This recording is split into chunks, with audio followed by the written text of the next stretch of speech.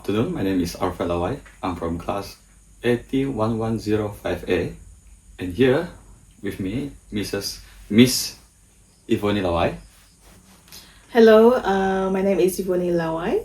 Currently, I'm working at Pejabat Pembangunan Negeri Sarawak, Zone Miri, attached at Pejabat Daerah Marudi, and I'm working as personal master.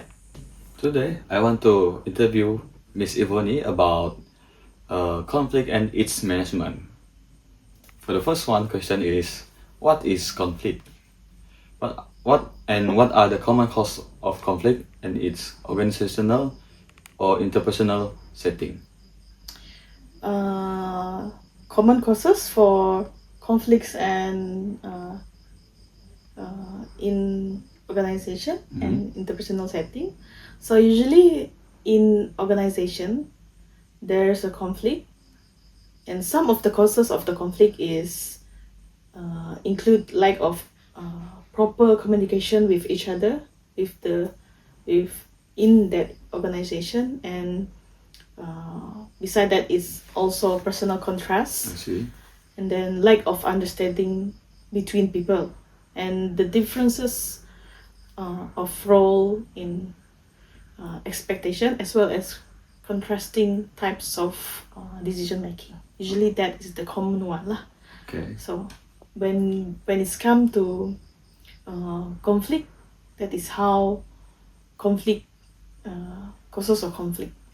So, can you explain a different type of conflict, like task conflict, relation conflict, and process conflict?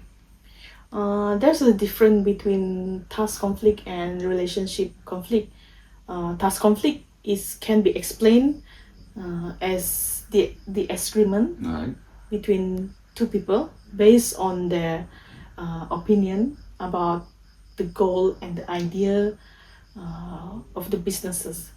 And beside the relationship conflict is caused by individual, such as emotional reactions and personality differences. I That see. is the common one usually. How about the process conflict? Process of conflict. Yeah. Conflict. Process conflict. Process and conflict. No. Process conflict. Like this now, task conflict, relation conflict, process conflict. Oh, process conflict usually happen when there's two different opinion from different people. That is how it's happen when the process is sometimes every person they have different kind of process when it's come to handling conflict. So that will be the differences of the how they Understanding something lah. understanding Okay. something, or how they manage overcome conflicts. I see. Yes.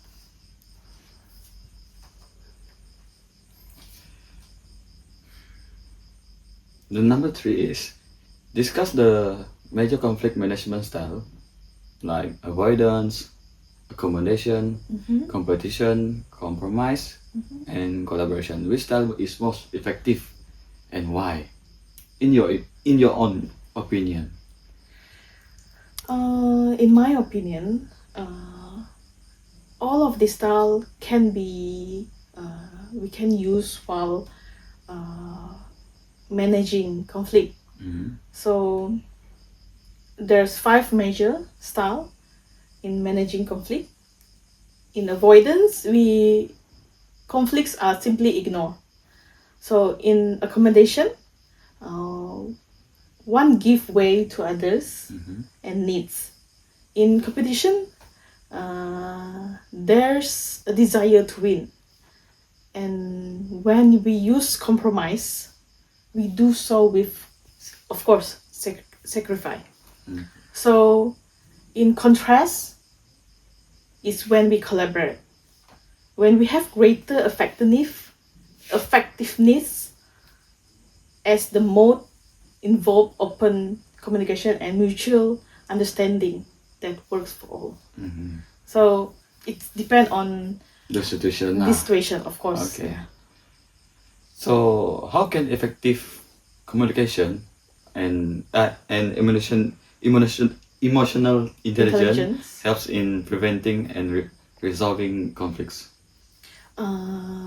Effective communication Mhm. and And emotional emotional intelligence. intelligence. Okay, helps in preventing and resolving conflicts. Usually, these two is what we call in bahasa berkait rapat. So, when it's come to emotional intelligence, which is, I believe, every each of us, we have to have emotional intelligence, especially in organizing our in organization. We have to have emotional intelligence because it's enables an individual to recognize and manage their emotions, because we are dealing with a lot of people in one organization.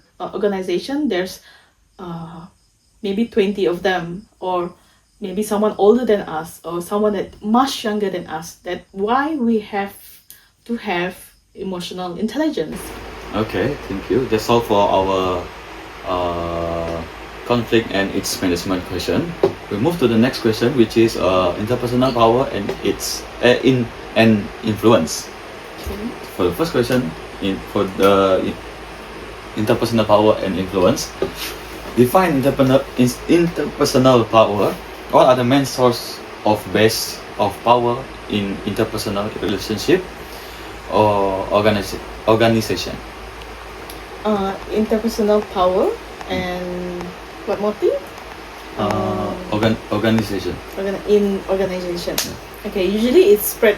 It's divided into five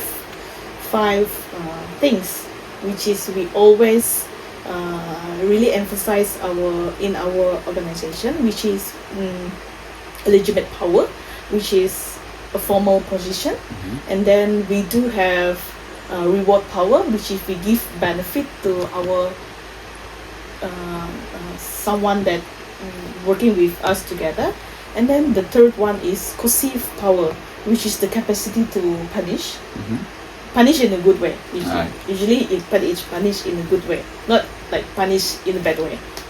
Okay, the fourth one is expert power, which is associated with knowledge, and reference power, which is associated with being liked or referred to.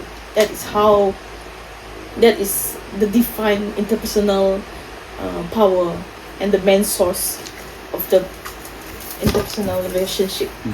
So, okay, thank you. For the next question is, can you explain the difference between power and influence? Power? What are how they relate in managing people? Okay. Between influence and power. And how it's managing people. Usually these two things is very important while managing organization, because it's what I said just now. We are in different ages. We are dealing with a lot of people. We are dealing a lot of different age.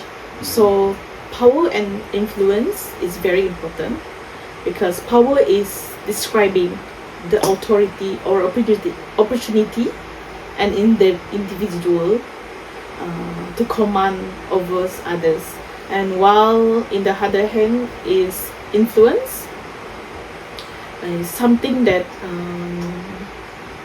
completed through persuasions and interaction.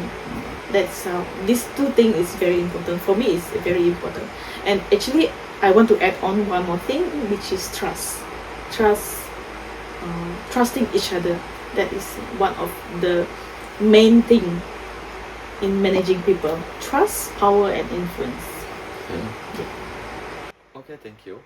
Now we move to the next question, which is, can you describe various influence tactics like persuasion, coalition building, and assertiveness, and their impact on workplace relationship? The question is how influence tactic, such as persuasion, okay, coalition building, and assertiveness. Okay, the influence method incorporate strategies such as persuasion. It's usually where logic and fact are used to garner support. Besides that, the coalition building usually is because where an individual seeks support with us for multiple people to gain more power, but at the same divide the opportunity, the community for the sake of unity. And then the assertive, what we call that, assertiveness. Yes, assertiveness Yes. strategy. How to answer that? It's involved same style of communication used for achieving aims, persuasive works environment. That is the usually we do lah. Oh, okay, I see. Thank you. So, how can ethical use of power can contribute to effective leadership and its positive organizational culture? Ethical use of power and authorities have played an important role actually in creating trust, just like what I already mentioned just now, is which is creating trust, the fairness and respect among individual, because again we are dealing with a lot of people, A lot of type of people, a lot ages. of time. Yes, so true. Sometimes we dealing with other agencies, so influence and power really contribute to effective leadership. That's why these two things, I think it's very important that we really know how to use it, when and how to use it. Okay, thank you. That's all for our interview today.